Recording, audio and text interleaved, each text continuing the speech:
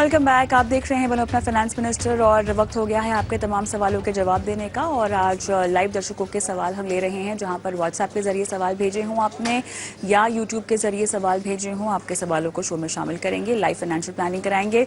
9619873567 वो नंबर जहां पर आपके सवाल हम तक पहुंचने चाहिए। अगर आप पूछना चाहते हैं तो यूट्यूब पर भी लाइव है इस वक्त, पुराने शोज भी देख सकते हैं यूट्यूब पर। कॉमेंट बॉक्स पर अपने सवाल डाल दीजिए। मेहमान के तौर पर आज आपकी लाइव फाइनेंशियल प्लानिंग करने के लिए मेरे साथ जुड़ गए हैं हेमंत उस्तगी, सीईओ वाइस इन्वेस्ट, और गौतम कालिया, शेर खान भाई, पीएनबी पारेपा से। आप दोनों का स्वागत है इस पेशकश में। और संजीव देवनाथ हमारे दर्शक जो कि हेमंत जी से सवाल पूछेंगे, वो भी फोन लाइन पर जुड़ चुके हैं। नमस्कार संजीव जी, कहाँ से बोल रहे हैं, कैसे हैं आप? ओके, तो आप कुछ निवेश कर रहे हैं पिछले 2 साल से। 9 स्कीम्स है आपके पास म्यूचुअल फंड्स की, और लगभग 15,500 के आसपास का आपका निवेश है। Parag Parikh flexi cap, access growth opportunity, म्यूरासिड का आपके पास टैक्स सेवर है। निप्पॉन इंडिया का आपके पास लगभग 15,500 के आसपास का आपका निवेश है। Parag Parikh flexi cap, access growth opportunity, म्यूरासिड का आपके पास टैक्स सेवर है। निप्पॉन इंडिया का आपके पास निफ्टी मिड कैप है, और नवी निफ्टी मिड कैप भी है, और कैनरा बैंक का स्मॉल कैप भी है, एक्सिस का भी स्मॉल कैप भी है, आईसीआईसीआई प्रू का नैस्डैक 100 आपके पास है। और मुझे बताइएगा कितने साल तक आपको इन्वेस्टमेंट करनी है? 20 साल तक। ओके, 20 साल तक 2 करोड़ रुपए ये आपने इकट्ठा करने हैं, राइट? फिलहाल आपके पोर्टफोलियो की वैल्यू लगभग 5.5 लाख के आसपास है, जो आपने हमें डिटेल्स दी है, राइट? थोड़ा भी डाउन है। बिल्कुल बिल्कुल बिल्कुल। कोई खास वजह है आपने मिड कैप्स के लिए इंडेक्स फंड्स का चुनाव किया, संजीव? ऐसा किसी जगह नहीं है, कुछ वीडियो देख कर साधारण से इन्वेस्ट करके किया था। वही पूछना चाहता हूँ कि मेरा जो स्मॉल कैप में आपके पास, स्मॉल कैप का आपके पास एक्टिव है, मिड कैप के आपके पास दोनों इंडेक्स हैं। स्मॉल कैप का 2 रखा, क्योंकि स्मॉल कैप में मेरा जब मैंने इन्वेस्ट किया था तब मैं 2,000 इन्वेस्ट करना चाहता था, तो इसलिए एक फंड की वजह में 2 फंड चूज किया, और दोनों में एक 1,000 करके दिया। और फंड्स तो आपने 2 चूज किए हैं, लेकिन स्ट्रैटेजी आपने इंडेक्स ओरिएंटेड फंड लिया है, और एक स्मॉल कैप में आपने एक्टिव स्ट्रैटेजी ली है, जहां पे फंड मैनेजर को आपका पैसा जा रहा है। कोई खास वजह है इसके पीछे? पैसिव और एक्टिव इन्वेस्टमेंट हो रही है यहाँ पर, कोई खास वजह? मैम, मैं कंफ्यूजन है हमेशा से। तो अगर मैं 2,000 में इन्वेस्ट करना चाहता हूँ स्मॉल कैप में, अगर मैं एक फंड में करूँ या 2 फंड में करूँ, कौन से फायदा, कैसे करने से फायदा होगा? जैसे कि मैं 2,000 2 फंड में किया, वो करना चाहिए है, या एक फंड में 2,000 करना चाहिए? समझ गए आपके सवाल को, और आपको बताते हैं कि बदलाव भी आपको कहाँ करने चाहिए। इनफैक्ट जो आपने अलग अलग तरह के फंड्स लिए हुए हैं, उसमें आपकी स्ट्रैटेजी क्या होनी चाहिए, किस एक्टिव या पैसिव की ओर आपको जाना चाहिए, और साथ ही इंटरनेशनल एक्सपोजर भी आपके पास है। हेमंत सर, आपके पास होगा मेरे ख्याल से इनका सवाल। तो किस तरह के निवेशक आपको लग रहे हैं इनका पोर्टफोलियो बनाकर देखकर? हेमंत सर, आई थिंक इसके 2 एस्पेक्ट्स हैं कविता। यहाँ पे क्लियरली इन्होंने जो प्लानिंग करने की जरूरत है टारगेट तक पहुंचने के लिए, एसआईपी करना, कितना अमाउंट करना, वो आई थिंक उनका वो जो पार्ट है बिल्कुल उन्होंने अच्छे से किया है। जो इनकी एसआईपी है, करीब 15,400 की एसआईपी है इनके पास, अभी 20 साल का इनका समय है। और जो इनका एक्यूमुलेटेड कॉर्पस है अभी तक जो उन्होंने बनाया है 5.52 लाख, अगर हम इसको कंसिडर करते हैं तो इनका जो टारगेट है वो 2 करोड़ का है। तो मुझे लगता है कि अगर ये अपना इन्वेस्टमेंट प्रोसेस कंटिन्यू करें, अगर हम 12% का एनुअलाइज रिटर्न मान के चलें, तो 2 करोड़ का इनका टारगेट जो है वो पूरा होगा। इसका रिटर्न जो है थोड़ा और बेहतर हो सकता है अगर पोर्टफोलियो को थोड़ा सा कंसोलिडेट करें। इनके पास 15,400 के लिए करीब 9 फंड है इनके पास। मुझे लगता है कि यहाँ पे थोड़ा सा ओवरलैप है, उसको अगर ये कम करें तो इनका पोर्टफोलियो जो है बहुत और ज्यादा इफेक्टिव हो सकता है। तो जो फंड जो रख सकते हैं अपने पोर्टफोलियो में, जैसे पराग पारिक फ्लेक्सी कैप है, वहां पे 3,300, आईसीआईसीआई प्रू, नैस्डैक वहां पे 2,000, ये 2 फंड जो है वो इनके एग्जिस्टिंग पोर्टफोलियो में है, वो बने रहेंगे। ईएलएसएस में इनके पास मेरे ये एसेट ईएलएसएस है, मुझे लगता है उससे बेहतर ऑप्शन है अगर वो देखें Motilal Oswal ELSS tax saver को, तो एक बदलाव वहां पे करना है। और जैसा कविता आपने बिल्कुल सही कहा कि इनके पास जो मिड कैप एक्सपोजर है वो दोनों के दोनों पैसिव स्ट्रेटजी से है, वो शायद इनकी इन्वेस्टमेंट प्लानिंग के हिसाब से हो सकता है या इंसिडेंटल भी हो सकता है। तो कोई बात नहीं, दोनों के दोनों जो फंड्स हैं, क्योंकि दोनों एक ही इंडेक्स को ट्रैक कर रहे हैं, तो दो फंड रखने का मतलब नहीं है। उसमें से कोई भी एक फंड रख लीजिए, और जो पैसा है दो फंड में 1100 वो कुल मिला के 2200 रुपए एक ही फंड के अंदर ये इन्वेस्ट कर सकते हैं। यहाँ पे स्मॉल कैप अंदर भी इनके पास एक एक्सिस स्मॉल कैप है, एक कैनरा रोबेको स्मॉल कैप है। मुझे लगता है इनको कंसोलिडेट करके एक फंड अच्छा रखिए आप। बंधन जो स्मॉल कैप है वो एक काफी अच्छा फंड है, उसकी परफॉर्मेंस अच्छी है, पोर्टफोलियो अच्छा है, तो उसको आप कंसिडर कर सकते हैं अपने पोर्टफोलियो के अंदर। इसके अलावा इनके पास दो और फंड्स हैं, एक ग्रोथ अपॉर्चुनिटीज फंड है, ग्रो का आई थिंक बैंकिंग फंड है, और एक एक्सिस का ग्रोथ अपॉर्चुनिटी फंड है। इन दोनों की जगह एक जो फंड कैटेगरी जो इनके पोर्टफोलियो से मिसिंग है, मुझे लगता है वो है लार्ज एंड मिड कैप। तो वहां पे HDFC large and mid cap रखें, तो जो गैप्स है वो पूरे होंगे, जहां पे ओवरलैप है वो कम होगा, फंड्स को कंसोलिडेट करेंगे, मॉनिटरिंग करना आसान होगा, और मुझे लगता है कि वो इन द लॉन्ग रन वो इफेक्टिव होगा। लेकिन ये इंपॉर्टेंट है यहाँ पे इनके लिए जानना कि ये जो फंड्स हैं हम आज के हिसाब से देख रहे हैं, ऐसा नहीं कि यही फंड्स आगे कंटिन्यू करेंगे, इनके ऊपर मॉनिटरिंग करते रहिए, और कभी जरूरत पड़े तो उसको बदलाव कीजिए। बट ऐसा नहीं है कि आपको रेगुलरली उसमें बदलाव करना है, समय दीजिए। तो ध्यान रखिए कि वो फंड कंसिस्टेंटली अच्छा कर रहे हैं कि नहीं। तो कुछ बदलाव, और जैसा मैंने कहा, अगर ये अपना प्रोसेस कंटिन्यू करते हैं 20 साल तक, तो डेफिनेटली अपना टारगेट पूरा करेंगे।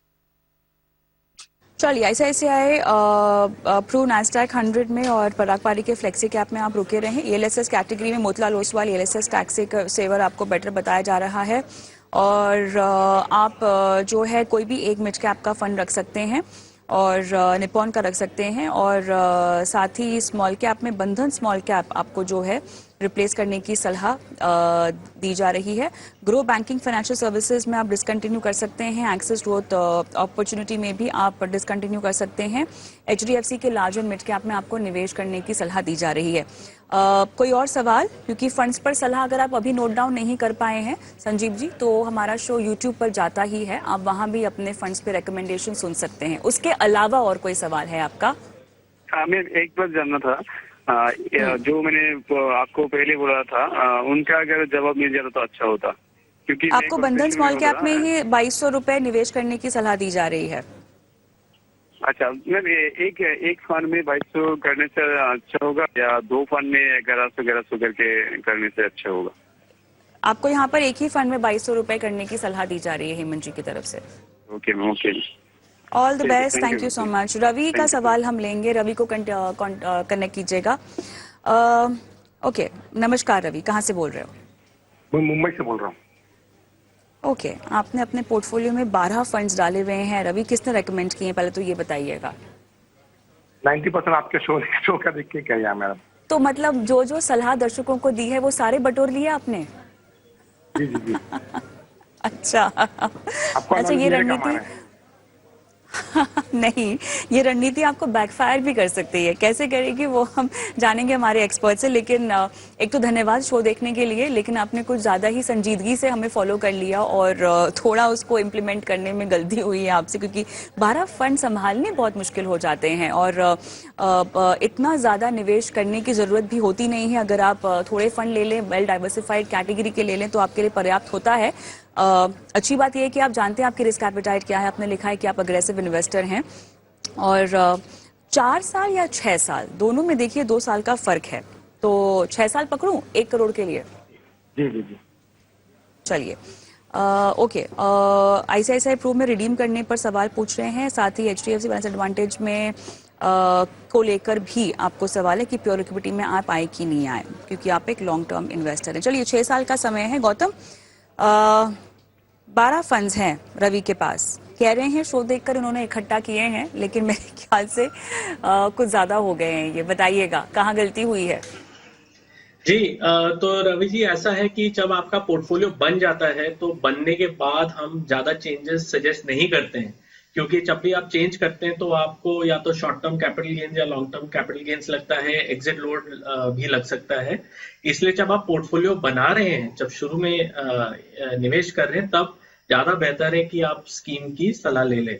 अभी जैसे आपके पास 12 फंड हो गए, तो उसमें थोड़ी सी दिक्कत यही आएगी आपको आगे जाके हर फंड का परफॉर्मेंस ट्रैक करके इवेलुएट करके ये डिसाइड करने के लिए कि कौन से फंड में निवेश रखना चाहिए या कौन से फंड में निवेश बढ़ाना चाहिए, कौन से फंड से निवेश हटाना चाहिए।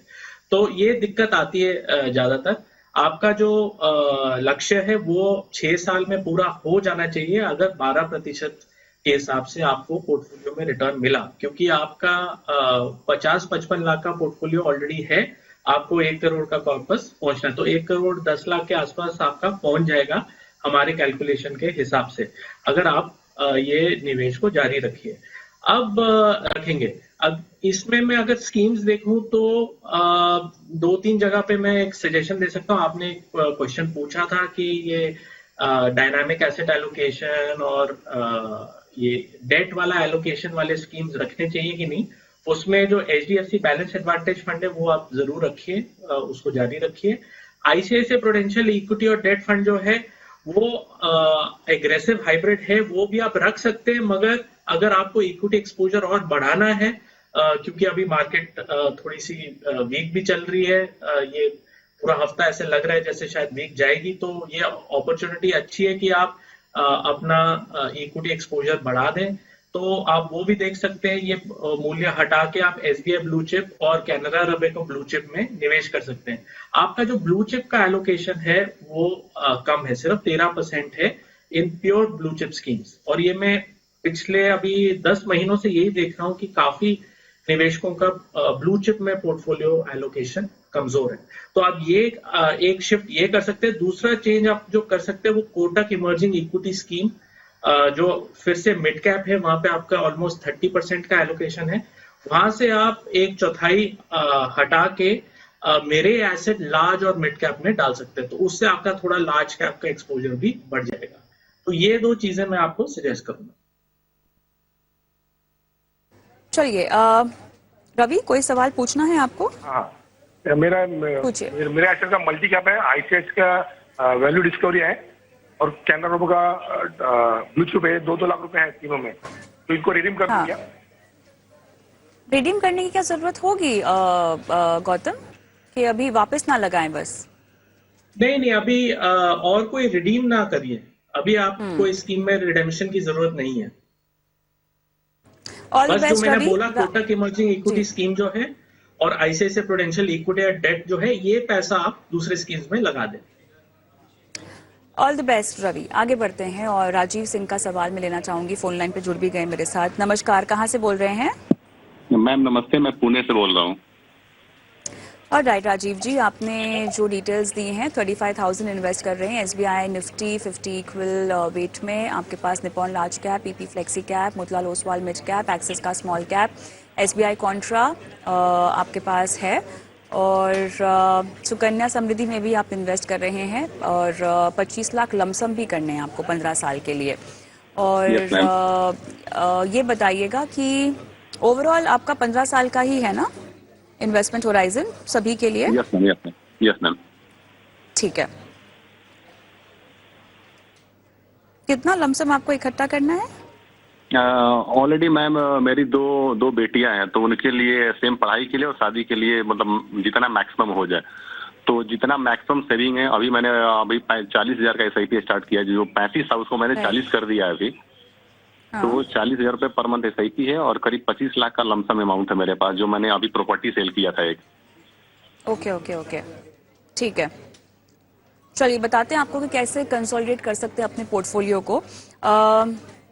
हेमंत सर, मेरे ख्याल से राजीव का सवाल आपके पास होगा। हाँ जी, बताइए क्या बदलाव इनको करने चाहिए? यस कविता, आई थिंक पहली बात जैसे उन्होंने क्लैरिफाई किया कि इनका जो टाइम होराइजन है वो 15 साल है सारी की सारी इन्वेस्टमेंट पे, जो अभी एग्जिस्टिंग इन्वेस्टमेंट कर रहे हैं और जो लमसम भी इन्वेस्ट करना चाहते हैं, तो ऑब्वियसली इतने लंबे समय के लिए इक्विटी पोर्टफोलियो बनाना बिल्कुल एक सही स्ट्रेटेजी है। एक चीज पे मुझे लगता है कि इनको थोड़ा सा ध्यान देने की जरूरत है कि इनकी जो SIP का जो अमाउंट है वो 35,000 है, और सुकन्या में जो इन्वेस्ट कर रहे हैं दोनों बेटियों के नाम पे वो कुल 25,000 रुपए हर महीना कर रहे हैं। अच्छी प्लान है, मुझे लगता है डेफिनेटली उसको कंसिडर किया जा सकता है बेटियों के भविष्य के लिए पैसा इन्वेस्ट करने के लिए, बट मुझे लगता है इतने लंबे समय के लिए अगर आप प्रोपोर्शन देखें तो शायद वहां पे थोड़ा कम करके अगर इक्विटी में बढ़ाएंगे तो मुझे लगता है कि उनको बेहतर रिटर्न मिलेगा। ये बात सही है कि equity by nature aggressive asset class है, तो उसमें वॉलेटिलिटी थोड़ी ज्यादा होगी, पर क्योंकि इतना लंबा समय और डिसिप्लिन तरीके से इन्वेस्ट कर रहे हैं तो आई डोंट थिंक उनको बहुत ज्यादा डरने की जरूरत है वॉलेटिलिटी से। ओवर ए लॉन्गर पीरियड अपने आप इवन आउट हो जाता है, बिकॉज आप डिफरेंट लेवल पे इन्वेस्ट करते हो। तो एक तो मैं चाहूंगा कि वहां पे थोड़ा सा बदलाव करें। अगर मैं इनके पोर्टफोलियो में देखूं तो उनके पास आज 8 फंड है कुल मिला के, थोड़ा सा कंसोलिडेट करेंगे तो मुझे लगता है वो बेहतर होगा।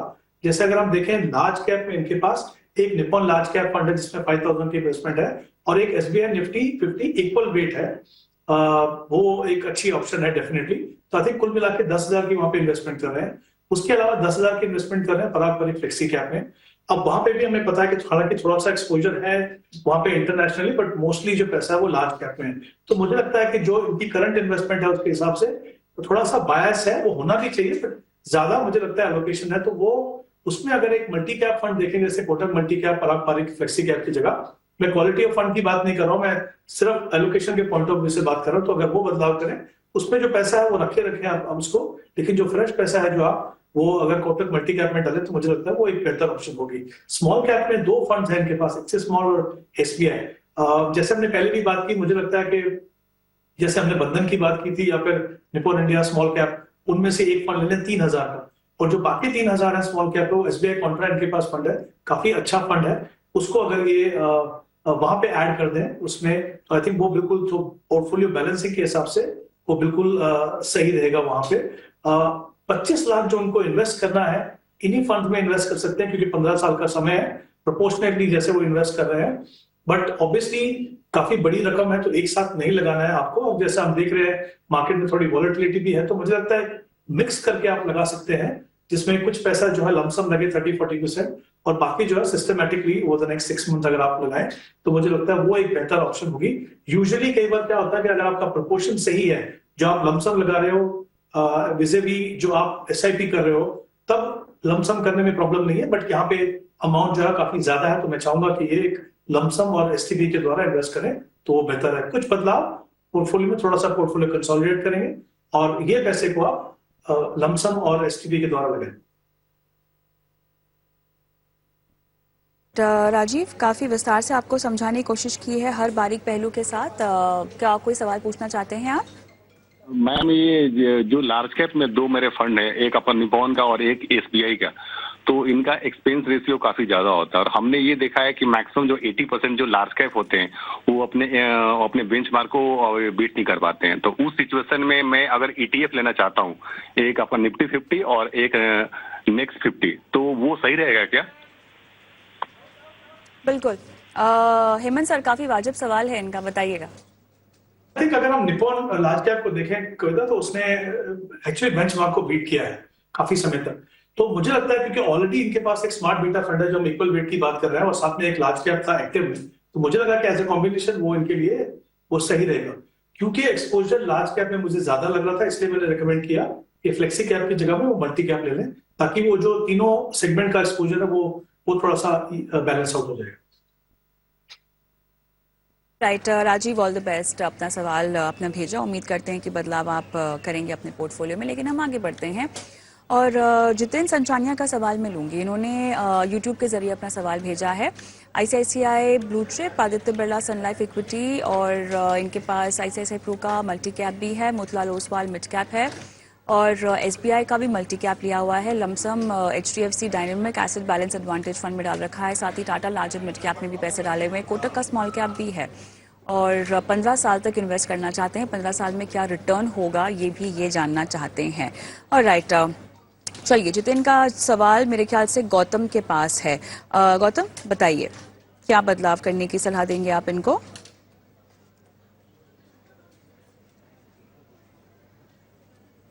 गौतम, आप म्यूट पर हैं शायद। सॉरी, तो मैं कह रहा था कि जितेंद्र का जो पोर्टफोलियो है उसमें लमसम में कुछ बदलाव करने की जरूरत नहीं है। अगर मैं उनका सिप का पोर्टफोलियो देखूं तो Aditya Birla sun life equity advantage fund में इनका 29% एलोकेशन है, काफी ज्यादा है। तो ये मैं बोलूंगा कि ये यहाँ से हटा दें और ये जो मूल्य है 2000 रुपए का, ये ICICI प्रूडेंशियल ब्लू चिप में और बंधन कोर इक्विटी में आधा आधा करके डाल दें। तो ICICI प्रूडेंशियल ब्लू चिप में इनका 1000 रुपए जा रहा है, तो उसको यहाँ से एक और 1000 रुपए बढ़ा दे और बंधन कोर इक्विटी में ऐड कर दें। दूसरा, इनका जो SBI मल्टी कैप फंड है, SBI मल्टी कैप में 1000 जा रहा है, तो वो भी हटा के 500 रुपए बढ़ा दे ICICI प्रूडेंशियल ब्लू चिप में, और 500 डाले small cap scheme HDFC small cap की।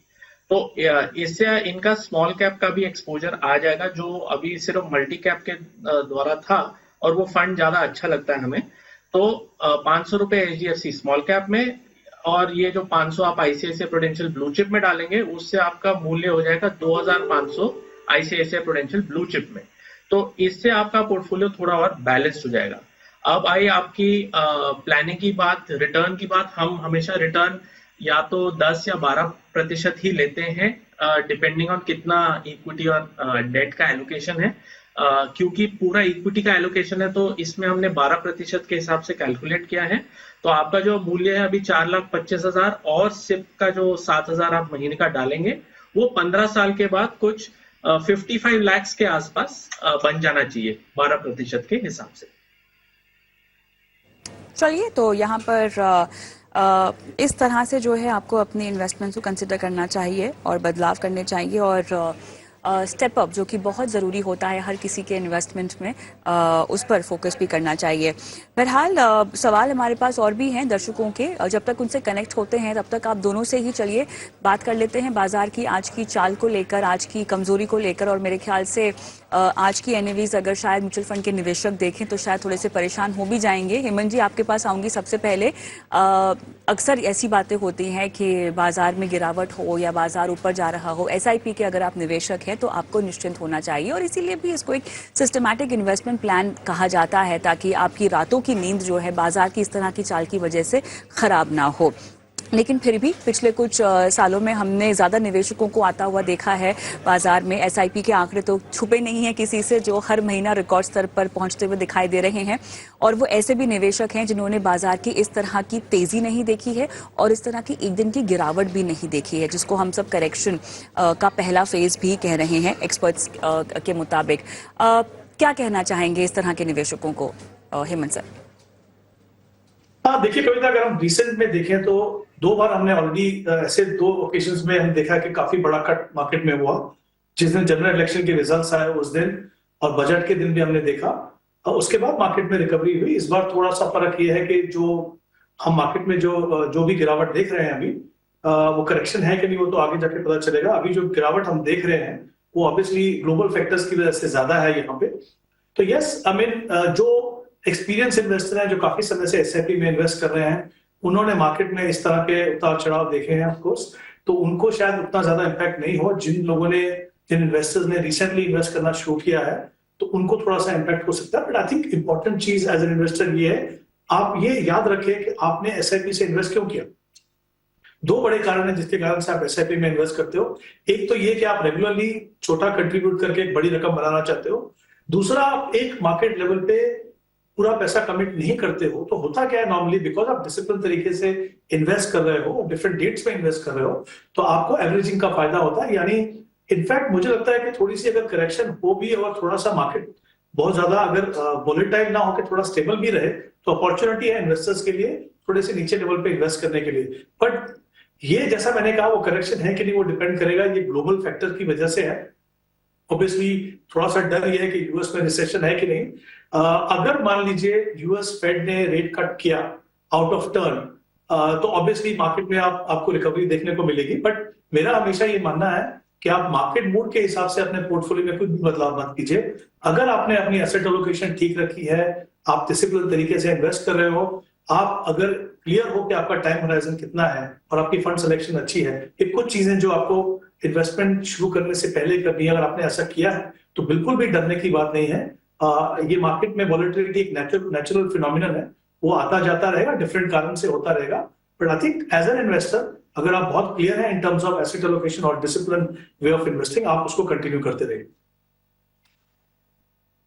राइट, गौतम, आपकी भी क्या सलाह होगी दर्शकों के लिए? जी, जो हेमंत जी ने बोला लगभग उसी के लाइन में सेम चीज बोलूंगा, बस थोड़ा अलग तरीके से। मार्केट में इन्वेस्टर्स हैं और ट्रेडर्स हैं। आप इन्वेस्टर हैं, आप ट्रेडर की तरह बिहेव ना करें। तो जब मार्केट में ऐसे उतार चढ़ाव आता है तो काफी इन्वेस्टर्स को लगता है कि उनको भी कुछ एक्शन करना चाहिए, थोड़ी ट्रेडिंग करनी चाहिए, अभी निकाल लेते हैं पैसा, एक हफ्ता वेट कर लेते हैं, फिर मार्केट वापस स्टेबल हो जाएगा, फिर वापस डालेंगे। ये सब चीजों से बचें, ये गलतियां ना करें। आप लॉन्ग टर्म इन्वेस्टर हैं, आप इस मौके को देख के एक तरीके से ये समझिए कि मार्केट में सेल चल रही है, वही चीज जो आपको फुल प्राइस पे पहले मिल रही थी अभी डिस्काउंट पे मिल रही है, तो आपका सिर्फ अभी और सस्ते में लेंगे तो और डाउन जाएगा तो अच्छी बात है आपके लिए। भले पोर्टफोलियो गिर रहा है मगर आपका जो फ्रेश पैसा जो आपका सिप के द्वारा जा रहा है उससे आपको और सस्ते में सेम चीज मिल रही है, आप बिजनेसेस खरीद रहे हैं तो आपका लॉन्ग टर्म में फायदा ही होने वाला है। तो ये सब चीजें हेल्दी हैं in long term bull run story like India. तो ये एक तरीके से अच्छी बात है कि मार्केट में वीकनेस आ रही है। और राइट, चलिए इसी के साथ शो को भी समाप्त करने का समय हो चुका है। बहुत बहुत धन्यवाद आप दोनों का ही समय निकाला और दर्शकों का मार्गदर्शन किया और उनकी लाइफ फाइनेंशियल प्लानिंग की। धन्यवाद। और शो को मैं समाप्त करूं, जाते जाते आप सभी को छोड़ जा रहे हैं हमारे व्हाट्सएप नंबर और यूट्यूब आईडी के साथ, ताकि आपके सवाल हम तक पहुंचते रहें। नमस्कार।